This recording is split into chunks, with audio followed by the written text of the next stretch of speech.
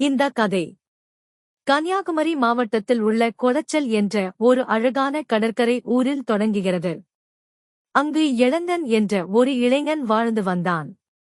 அவன் வயது 25. அழகும் அறிவும் சேர்ந்தவன். அவனுக்கு விஞ்ஞானம் மீது, குறிப்பாக பிசிக்ஸ் மீது அளவில்லா ஆர்வம். நேரம் கிடைத்தால் போதும் புத்தகம்தான் அவன் உலகம். ஒரு நாள் வழக்கம் போல் காலை நேரத்தில் எழுந்து குளித்து தயாரானான். அவன் அம்மா சமையல் அறையில் இருந்தாள். சாப்பாடு ரெடி என்று அழைத்தாள். இளங்கன் சிரித்துக்கொண்டு அம்மாவுடன் அமர்ந்து சாப்பிட்டான். அப்பா அருகில் வந்து கவனமாக போடா என்று சொன்னார். அந்த ஒரு சாதாரண காலை அவன் வாழ்க்கையை முழுவதும் மாற்றப் போகிறது என்று அவர்களுக்கு தெரியவில்லை.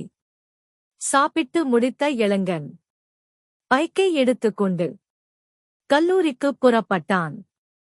சாலையில் மெதுவாக பைக் ஓட்டி சென்றான். காற்று முகத்தில் மோதியது. எல்லாமே அமைதியாக இருந்தது. அந்த நேரத்தில் திடீரென்று எந்த காரணமும் இல்லாமல் அவன் பைக் நின்றுவிட்டது. என்னடா இது என்று அவன் குழம்பினான்.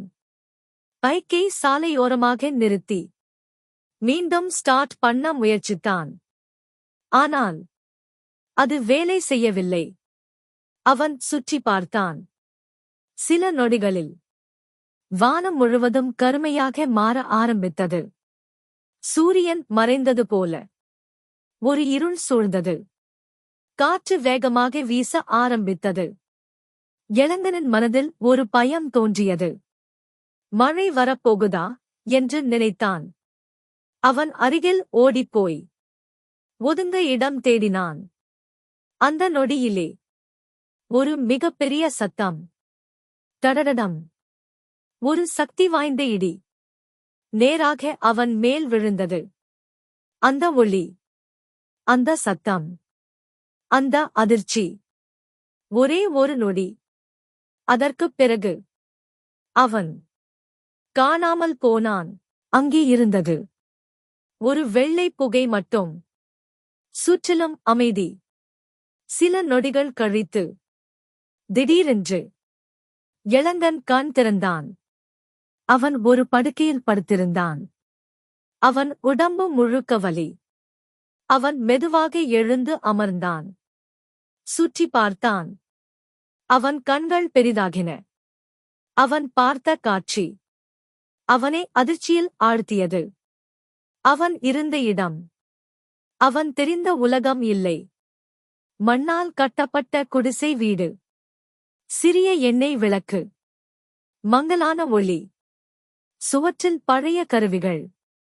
அவன் கைகளை பார்த்தான். அவன் உடைகளை பார்த்தான். அவன் அணிந்திருந்தது பழங்கால ஆடைகள். இது என்ன?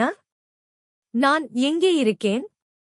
அவன் மனதில் 1000 கேள்விகள். அவன் மெதுவாக எழுந்து வீட்டின் வெளியே வந்தான். வெளியில் முழுவதும் பழைய காலம் போல இருந்தது. மக்கள் வேறு விதமாக உடை அணிந்திருந்தனர். குதிரைகள், மண் வீடுகள், எண்ணெய் விளக்குகள். அவன் அதிர்ச்சியில் நின்றான். இது கனவா? அல்லது அவன் உண்மையிலேயே காலத்தை தாண்டி வேறொரு உலகத்திற்கு வந்துவிட்டானா? இளங்கனின் வாழ்க்கை இனி ஒருபோதும் முந்தையது போல இருக்காது. தொடருமா?